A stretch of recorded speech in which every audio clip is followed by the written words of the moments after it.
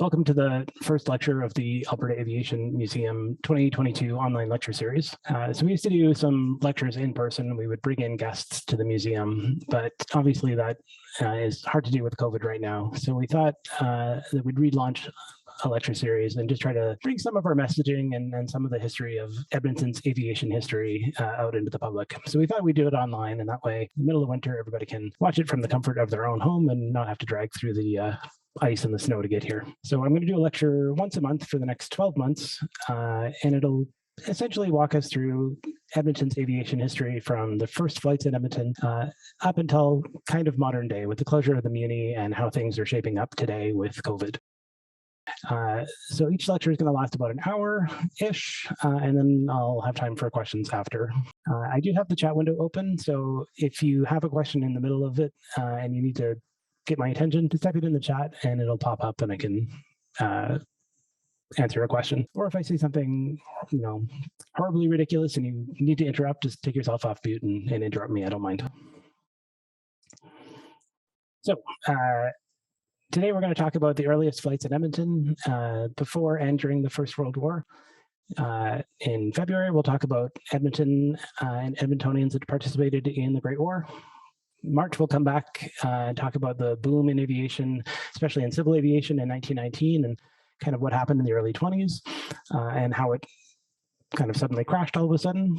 In April, we'll talk about Blatchford Field and the opening up of aviation again in the late 20s and how it kind of took off, both with Blatchford Field, the Flying Club, commercial aviation. In May, we'll talk about kind of the golden age of bush flying. In June, we'll talk about the first airlines and how airlines spread across Canada and came to Alberta and some of the ones that started up in Alberta. In July and August, we'll talk about the Second World War. So we'll first talk about Edmontonians that served overseas and focus essentially on their stories in July. And then in August, we'll talk about Edmonton at home during the war and the war effort that was going on in our city. September, we'll talk about the Cold War. It won't be just a military, well, it'll mostly be military, but we'll talk about 418 Squadron, primarily the City of Edmonton Squadron. We'll talk about the construction of the Dew Line and Edmontonians that served overseas in Europe on our frontline squadrons. October, we'll talk about kind of the post-war northern exploration, the start of Wardair, the expansion of PWA, and bush pilots after the war. November, we'll talk about the international and major airlines and the expansion of Wardair into an international airline, the Airbus. And then in December, we'll talk about the Muni debate and the closure of the Muni, how Edmonton's aviation has really developed since the 2013 closing of the Muni and how it's shaping up right now in COVID. Going to be just a really super brief overview of powered flight before we return to Edmonton. So for as long as we've had people sitting around a campfire, there's always been stories of people that want to learn to fly. It's always been a dream of humankind to be able to take to the skies.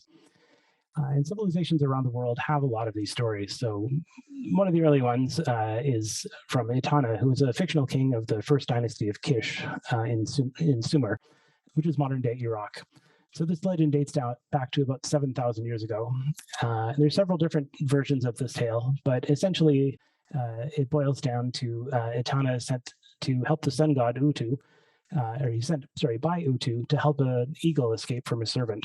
So he saves the eagle, and as a reward, he asks the eagle to take him up into the sky and asks for the plant of birth so that he can give birth to his son. Well, not give birth to his son, so he can father a son and continue his dynasty. So there's a lot of art depicting him riding on this eagle in Sumerian artwork. Of course, in the top right, the one that's probably more familiar to us is the story of Daedalus and Icaros. So Daedalus was a master craftsman and inventor from Athens. So he was imprisoned in Crete after building the labyrinth for King Minos. And he decides to craft a set of wings for him and his son in order to escape the island and fly back to Athens. So he warns his son not to fly too close to the sun or the heat from the sun will melt the wax off his wings, and not to fly too close to the water because the water spray will destroy the feathers.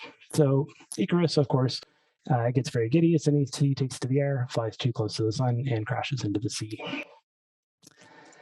in the bottom right, we have King Bladud, which is a legendary king of the Britons.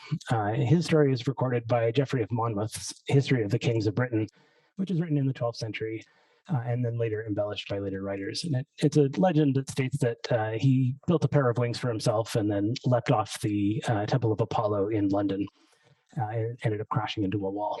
And then after his death, he's ended up being succeeded by his son, King Lear, of the Shakespeare King Lear story.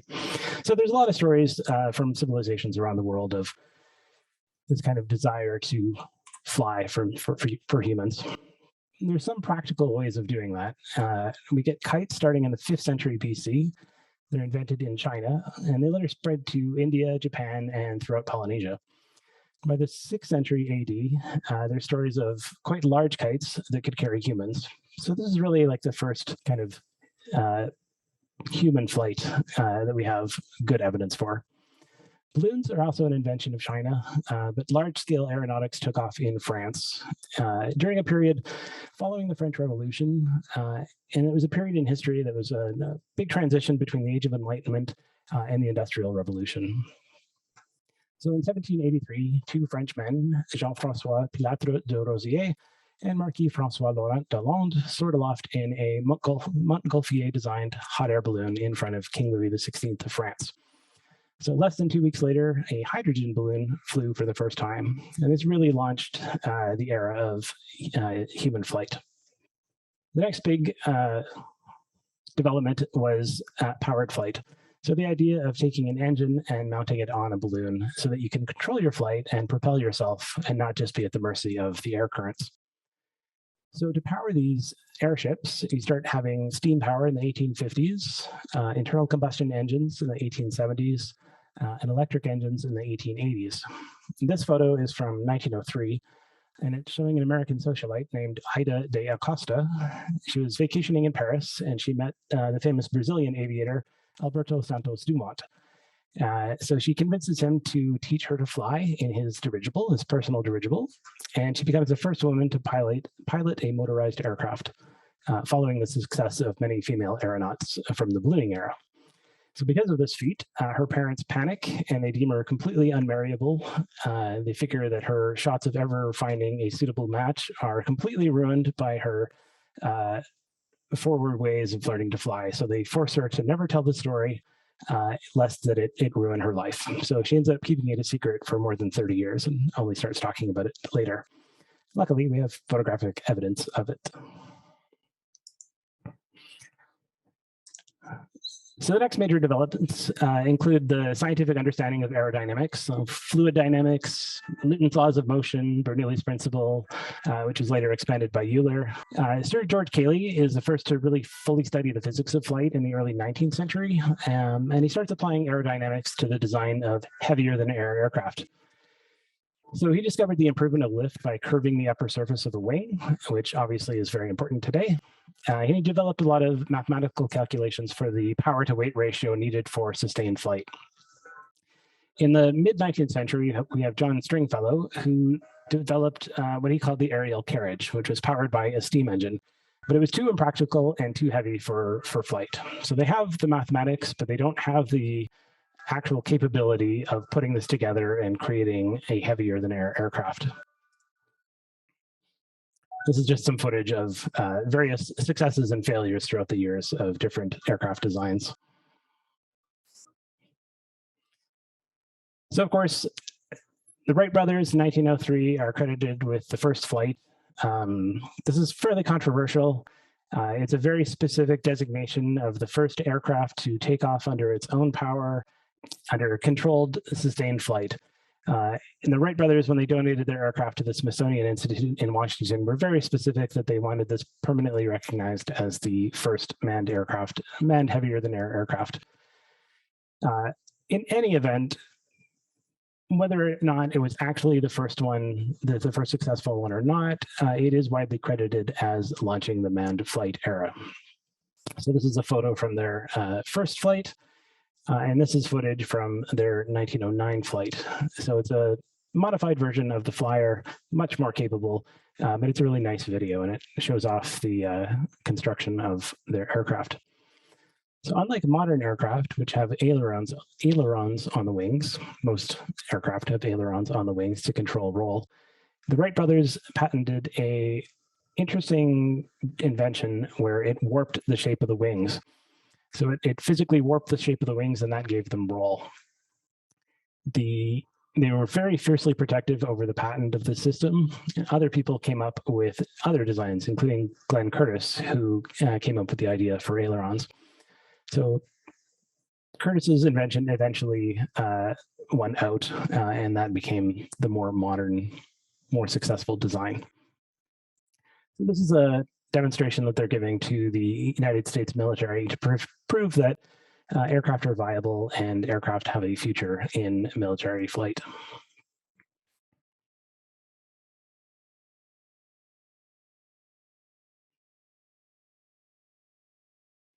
And it is assisted into the air by this very large catapult. So they lift a counterweight up on this crane, which is rigged to the aircraft. They fire up the engines, drop the weight, and then it is pulled along a skid and launched into the air.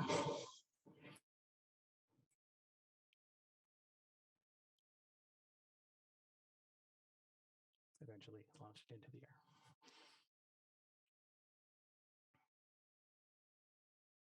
You can see the two levers that he was controlling. That is the right system of controlling an aircraft, which is later supplanted by one invented by Louis Blériot, which is the more common control column in the center of the fuselage. We have one aircraft here at the museum that has this Wright brothers control system, and we'll talk about it just a little bit later.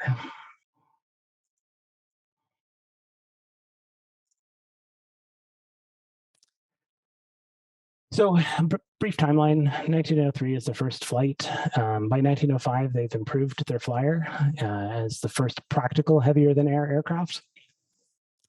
Alberto Santos Dumont, who had created that dirigible in 1903, he's the first successful flight in Europe in 1906 in France.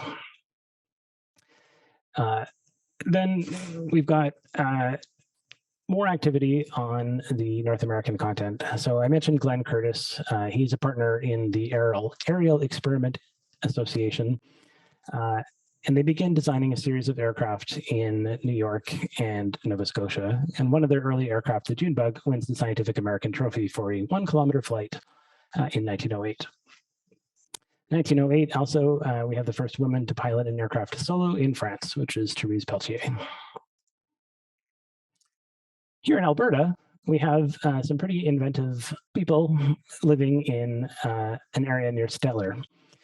So it's a pioneer named John Underwood, who's the patriarch of the family, and he'd already made a name for himself by now as a local inventor. So he'd invented a new disc plow for breaking sod, and it was successfully sold to the John Deere Tractor Company and employed on their machines. So after he heard about the Wright brothers' flight, he and his sons, so John, George, and Elmer, got to work building their own airplane. The brothers themselves were actually quite successful inventors. One of them had invented a successful weed destroyer. Another had invented a self-feeder for ever operated on a threshing machine. And then the third brother had served for 5 years in the United States Navy and used his scientific knowledge and nautical knowledge from working on yachts for this airship. So the first iteration of the Underwood flying machine was completed in May of 1907. So it's a tailless kite about 8 feet across, too small to carry a person. But it proves their design, and they decide to build an even larger model. So they build one with a 20-foot wide wingspan. So they debuted their tethered kite at the Stettler exhibition that year, and it makes national newspapers across Canada as Alberta's airship. It doesn't have an engine at this time. It's just powered. It's just flown as a kite. But in 1907, in August, they mount 5 sacks of wheat weighing 350 pounds into the basket underneath the aircraft, and it takes off easily. So that proves that it can actually carry the weight of a person. So John climbs in, and he's easily lifted by this aircraft for about 10 feet off the ground for 15 minutes. And of course, it's still tethered to the ground at this time. So, of course, to make a successful powered aircraft, you need an engine. So in Stettler in 1907, it's a little bit difficult to find a proper engine. They managed to get their hands on a 7-horsepower motorcycle engine in the spring of 1908, and they connect it to a bamboo and canvas propeller with a belt drive, but 7 horsepower is not enough to get this thing airborne, unfortunately. So they decide that they need to order away for an 8-cylinder Curtiss 40-horsepower engine that costs $1,300. So $1,300 in 1908 is about north of $30,000 today. So it's no chump change. So because they are already famous, they start a fundraising campaign with the help of their local member of parliament. But they end up running into trouble importing this engine into Canada. And then after the Kite is badly damaged late in 1908, they end up giving up on their dreams. And the Underwood flying machine never actually flies as a powered flying machine. But it nevertheless shows that people in Alberta at the time were pretty inventive. So here are some, unfortunately, rather poor photos of this Underwood flying machine. And in the top left, a model of it. So it's a huge canvas disc with very large fins for control. And you can see this bamboo and canvas propeller essentially operating like a fan. It's mounted on bicycle wheels, and the cage at the bottom is large enough for the person to ride in. So that elliptical wing is 1,000 square feet, so it's pretty significant. So here's some of the newspaper articles from the era. So September 2nd, 1907 says it's soon to be ready. In October, it makes national headlines. So yeah, as I said, it carries 1,000 square feet of canvas, so it's a quite large aircraft for the time.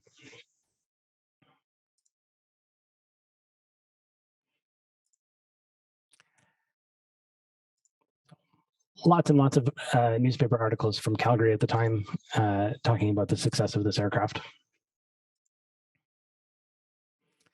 So meanwhile, in Eastern Canada, we have the Silver Dart, which is a derivative of an earlier aircraft built by a joint United States-Canadian team of the Aerial Experiment Association.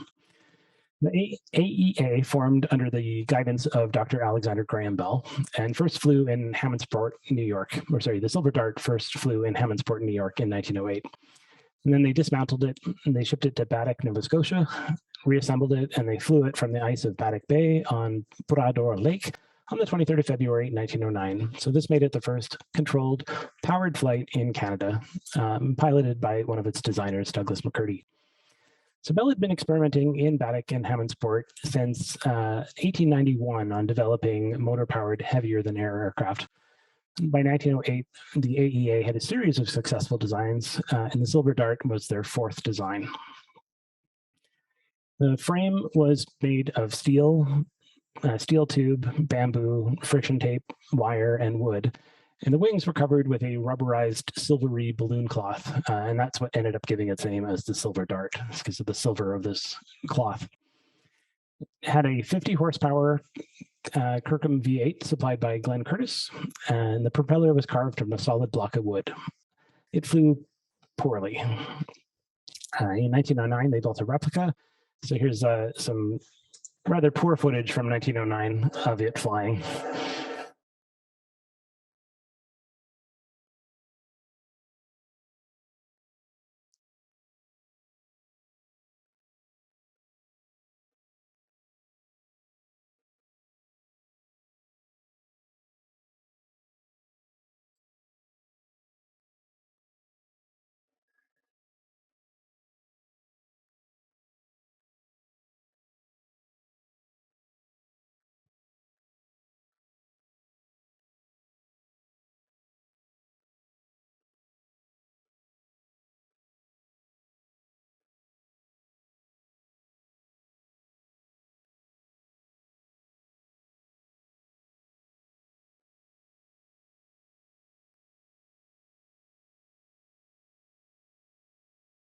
So it flies pretty good in ground effect. The replica was built pretty much to the exact same specs as the original, except that it had a modern 4-cylinder horizontally opposed engine, which was much more reliable than the original V8. So here's a rendering of the original Silver Dart. The design is known as a pusher design, which is pretty common from the area, with a very large horizontal stabilizer and elevator in the front of the aircraft. So it looks like a backwards aircraft compared to the designs of today. Pretty soon this design goes out of favor in favor of what we have today. So when the Silver Dart took off, it flew 800 meters to about half a mile at a height of 3 to 9 meters and at about 65 kilometers an hour. So as I mentioned, it was the first powered heavier than air machine to fly in Canada. Other records were soon to fall at the hands of the Silver Dart. In March, it completed a circular course over a distance of about 35 kilometers. And then the first passenger flight in Canada was in August of 1909. After the Silver Dart, the AAA essentially dissolved, and some of the members got together and started building their own aircraft. So from this, we get the Baddeck No. 1 and Baddeck No. 2, which are early aircraft designed by John McCurdy and Frederick Kesey Baldwin for the Canadian Aerodrome Company. I mention this because we're going to get back to Edmonton in September of 1909 with Reginald Hunt. Reginald Hunt is going to claim that he builds his own aircraft in Edmonton and flies it. So as the story goes, he puts a self-built engine on his glider that he's been working on. He designed a propeller, basing it on the shape of fans that are used in restaurants to keep flies agitated.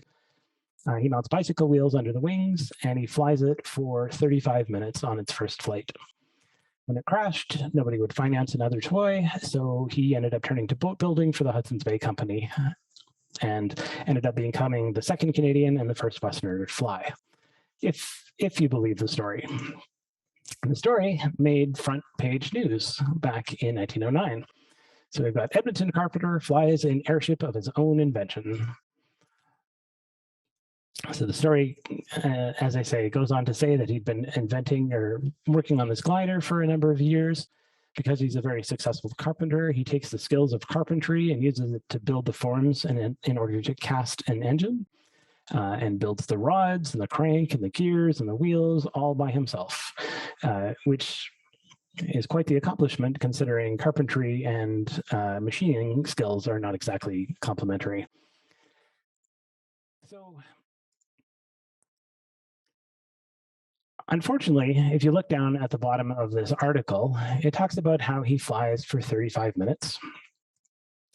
And then there's another article right next to it that says there's an award-winning flight in England for the first heavier-than-air machine to fly for just over an hour, winning a $5,000 cash prize. So the Silver Dart, at the same time, is making records for flying for 35 minutes, and this is the fourth successful design by a team of engineers. So Reginald Hunt's story doesn't really hold any water. And the date for this article is several days after Labor Day, and his flight apparently took place on Labor Day.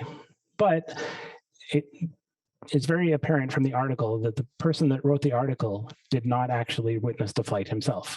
There's no photographs of this aircraft, either in flight or after the flight, and there's no other witnesses, even though the article says that he flew over Western Edmonton for 35 minutes.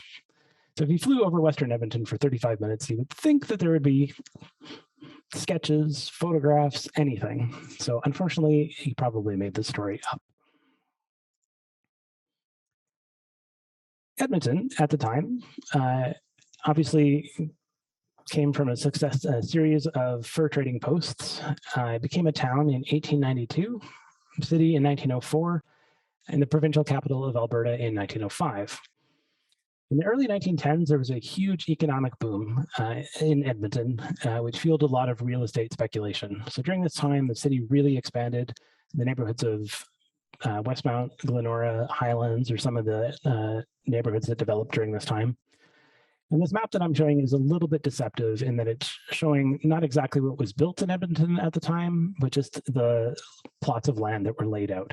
So it makes the city seem much bigger than it actually was.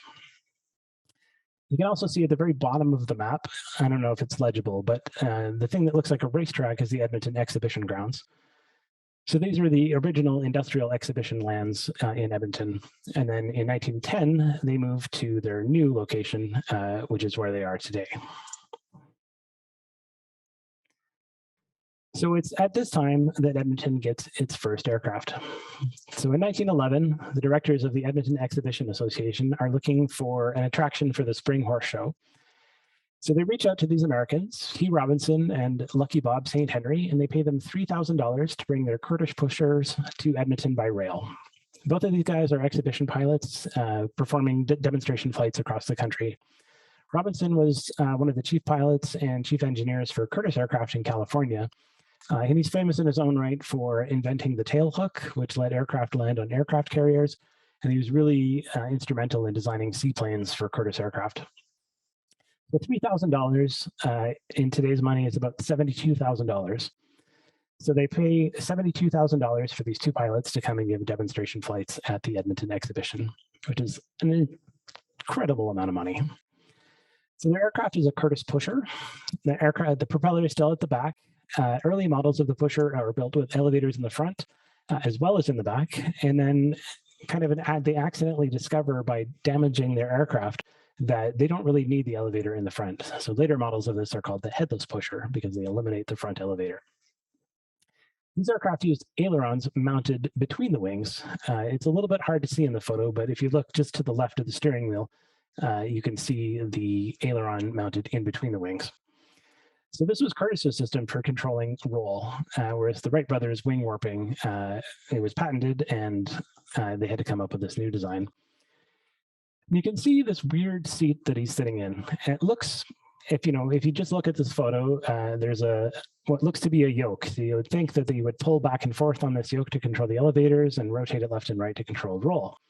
But actually, the roll is controlled by the cradle that he's sitting in. So the pilot rocks from side to side to control roll, much like riding a motorcycle. And Glenn Curtiss was a motorcycle builder, so this made sense to him. To me, it seems quite difficult, but having never flown it myself, I will reserve my judgment. So their Curtiss pusher is powered by a liquid-cooled O+ V8 engine, developing about 75 horsepower, which gets the 1,000-pound aircraft aloft with a top speed of about 72 miles an hour, cruise speed of about 55 miles an hour, and an endurance of 35 to 40 minutes. So, like I said, this is a very well-developed design by a team of engineers that have been building aircraft for years, and it has an endurance of 35 to 40 minutes. So the fact that Reg Hunt's aircraft, he claims that it flew for 35 minutes on its first flight is pretty ridiculous. So about 1,800 people in Edmonton end up packing the exhibition grounds to go and watch their demonstration flights. Most of their flights are quite short, and they're just a couple of loops around the exhibition grounds before they land in order for the next group to file in and watch the flights. So they begin their flights on the 28th of April in 1911, and they're flying for a couple of days. This one is Bob St. Henry, and of course, such a monumentous occasion makes front page news in the Edmonton Journal.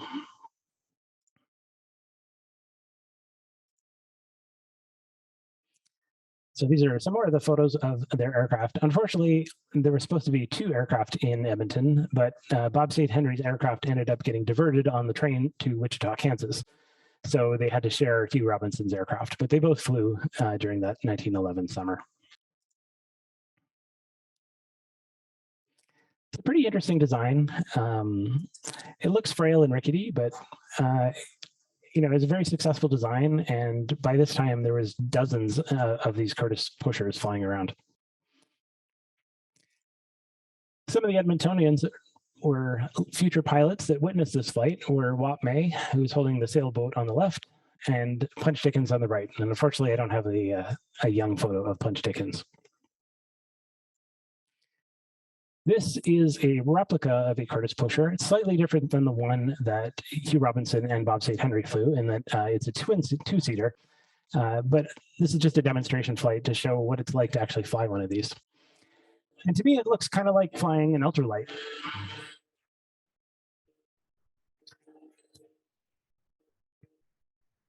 I don't know if this replica is controlled with a seat saddle or if it's rigged up to the control columns. And I think it's rigged up to the control columns.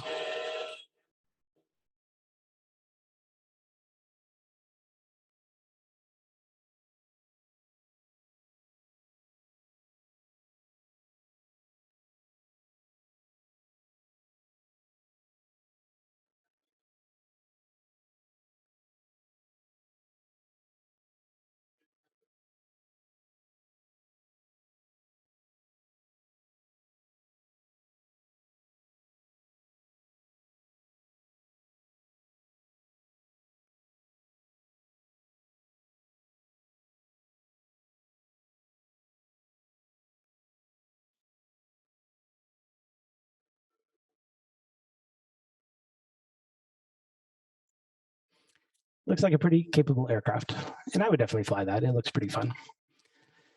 So here is a very detailed list of all of the other aircraft that were in Edmonton between June 1911 and June 1916. None. So Edmonton's economy crashed a little bit after this economic boom. Just before the First World War, a lot of people ended up leaving Edmonton, and as the war began, and the economy was not great, so they couldn't really afford to bring more pilots back. Calgary didn't really have that problem. So in Calgary in 1912 and 1913, they had demonstration flights at the Stampede. Obviously, the First World War starts. A lot of people leave Edmonton. The focus is not really on flights. So there's not really much activity going on in Edmonton until 1916. 1916, Katherine Stinson comes to Edmonton for the first time. So Katherine Stinson was raised in Alabama and Mississippi, and when she was younger, she initially dreamed of being a concert pianist. But following a hot air balloon ride in 1911, she became very quickly enamored with aviation, and she ended up selling her piano to pay for flying lessons.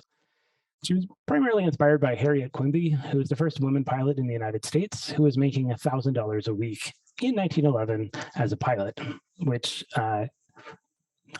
even today, $1,000 a week is a pretty good salary. So unfortunately, pretty sexist attitudes at the time made it really difficult to find someone that actually teach her to fly. But she persisted. She ended up finding people that would at least take her up as a pilot and let her observe how to fly. And then eventually she convinced them to, give her a shot. And she became the fourth American woman to earn a pilot's license. Very quickly, she rose to international fame as the flying schoolgirl, performing demonstration flights across the country and setting many, many aviation records. She was actually quite a bit older than most people assume. As the flying schoolgirl, she looked like she was like 18, 19, 20, but she was 27, 28 at the time. So she first visited Edmonton in 1916, and the exhibition at that year wasn't really able to put on much of a show. Gunpowder was rationed because of the war. They couldn't buy fireworks. So they ended up deciding to spend their entire fireworks budget of $1,600, which is the equivalent of about $33,600 today, to pay for Katherine Stinson to come to Edmonton. So just like Bob St. Henry and Hugh Robinson, she dazzled the crowds at the Edmonton exhibition, first flying a Partridge Keller Looper biplane. So this is some archival footage, mostly from the United States, mostly from 1918 of Katherine Stinson. But it's nice to actually be able to see original footage of her.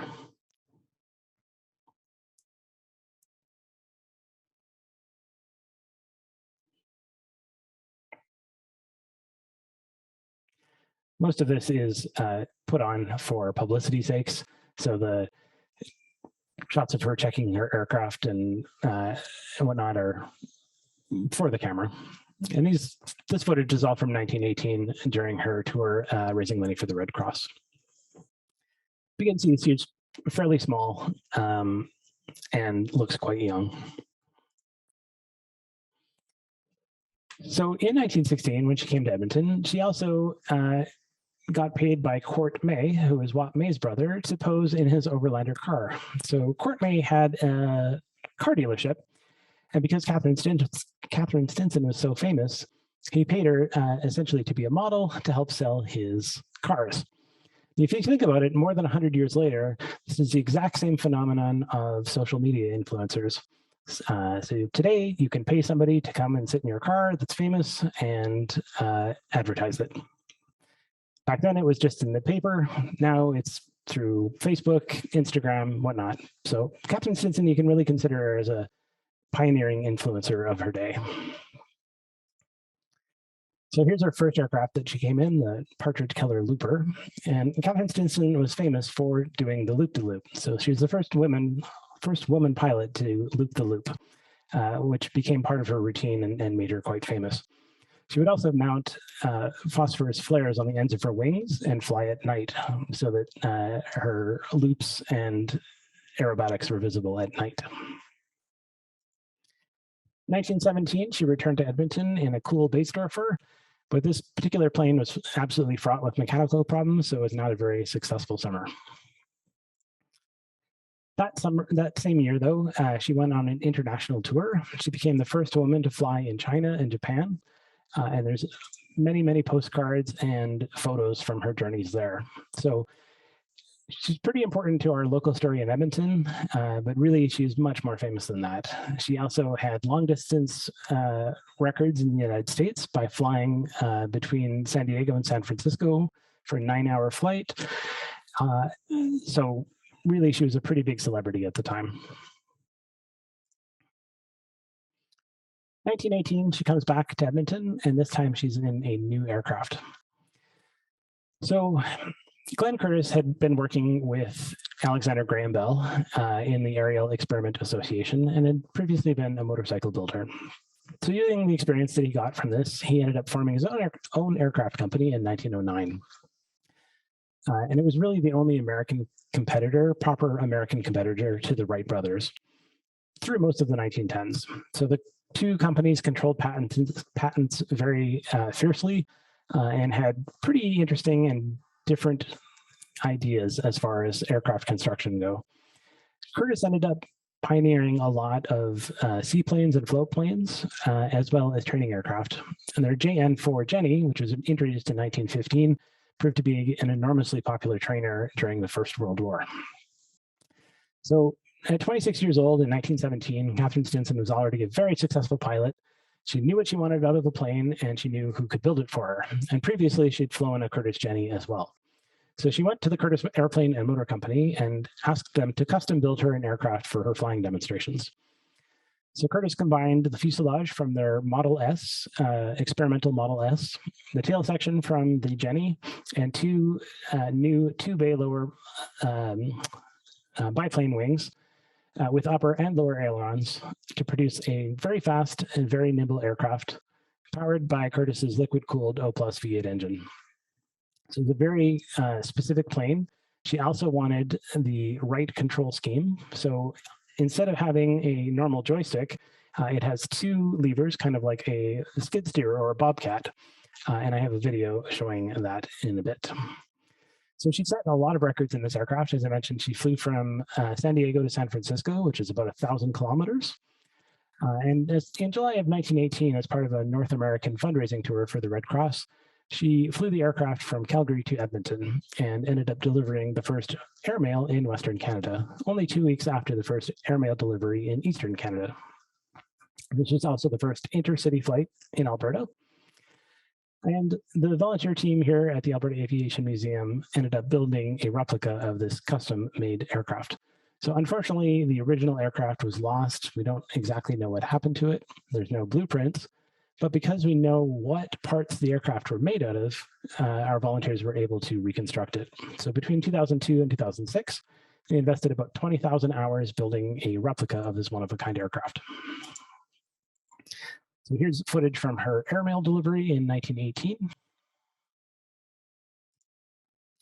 And here's the replica aircraft at the Alberta Aviation Museum. It's a non-flying replica. The engine is a proper Curtiss O++ engine, but doesn't run, although we have an electric engine hooked up to the propeller so that we can spin the propeller. It's an absolutely marvelous restoration, and I'm quite confident that if you put a proper engine in it and connected the controls, it would have no problem flying. So I mentioned the control scheme. I've got a little video that demonstrates exactly what I mean by the strange controls in this aircraft. So it's a little bit different than the yoke you would see today in an aircraft. So you had these two levers that would move, and then they had a top part that also moved. So on the left hand here, you have your elevator control. So that's what's going to move the nose of your plane up and down. So you just move that back and forth, which is pretty intuitive. Something that's slightly intuitive as well is your rudder. So your rudder is what's going to move your nose from left to right like this, and that is controlled by the top section of your right handle. So you're just going to move that from side to side, and that's going to help you to turn your nose from side to side as well. Something that's probably the most different from more modern controls is that to move your ailerons, so those are the ones that are on your side of your wings and are going to cause you to tip from side to side like that, you're going to move your right lever forward and back. So that's probably the hardest part for pilots today to get used to. You do also have the top section here, which is going to help control your gas by moving it from side to side. So this is footage or a picture from her first airmail delivery showing Bill Stark, who's the manager of the Edmonton exhibition at the time, and George Armstrong, who's the postmaster. And this airmail delivery was a pretty big deal at the time. We have a copy of one of the letters that she delivered, one of the 250 some letters that she delivered on this flight. If you think about it at the time, the first rail got to Edmonton in 1903. It was a branch line that crossed the low-level bridge. And getting mail at the time was pretty slow. It had to cross the country by rail. It had to, travel pretty large distances. So this airmail concept is a pretty new thing. More than 100 years later, you can order something on Amazon and get it within a day. And we're a little bit spoiled by this idea of instant communication and instant shipping. But in 1918, it was a pretty pioneering development.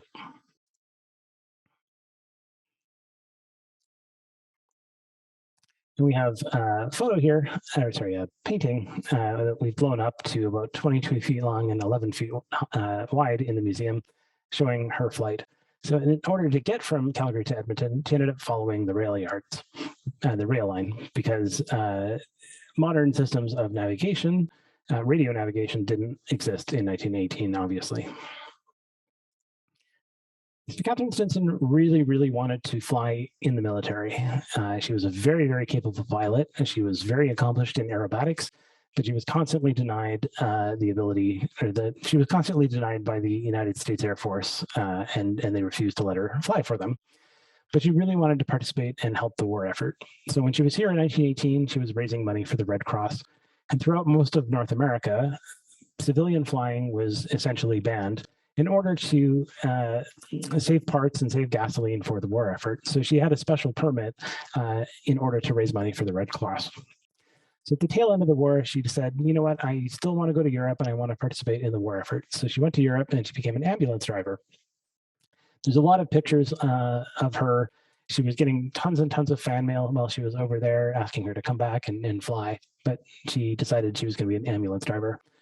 While there, she ended up getting tuberculosis and got very, very sick. So she ended up moving back to North America, and her doctor said, in order to recover, you should move to a dry climate. So she moves to New Mexico and ends up meeting another pilot named Miguel Otero, who is the son of the governor of New Mexico. They fall in love, they get married. It takes Katherine Stinson about 4 to 5 years to recover from her tuberculosis, and she ends up never flying again. She ends up becoming an architect instead and becomes an award-winning, fairly famous architect for residential houses in New Mexico under her married name of Catherine Otero, and almost kind of disappears from the history books a little bit. She did revisit Edmonton in 1959 on the 50th anniversary of powered flight in Canada to serve as the parade marshal, though, for the Edmonton exhibition. So the Alberta Aviation Museum definitely keeps her story alive, but we're not the only ones. She's definitely getting a lot more recognition now than she did, say, 20 years ago. Later, women pilots like Amelia Earhart definitely get a lot more recognition today, but Katherine Stinson was a pretty important pioneer of women flying. And we're pretty happy to have a replica of her aircraft here at the museum. Right now we're in 1918, 1919. Next month, we're going to skip back and we're going to do the First World War. So obviously not much was going on in Edmonton during the First World War, but we have a lot of pilots and others that ended up serving overseas, most famously being Wop May, but others including Punch Dickins, Becker, and whatnot. So we'll kind of look at their stories, how they ended up becoming pilots, why they ended up serving in the Air Force, what their experience was like there, And then in March, we'll see how they came back to Edmonton and really kickstart aviation in Edmonton after the end of the First World War. So that's all I have for early aviation in Edmonton. So I'm happy to hang out if anybody has any questions or discussions or anything they want to say.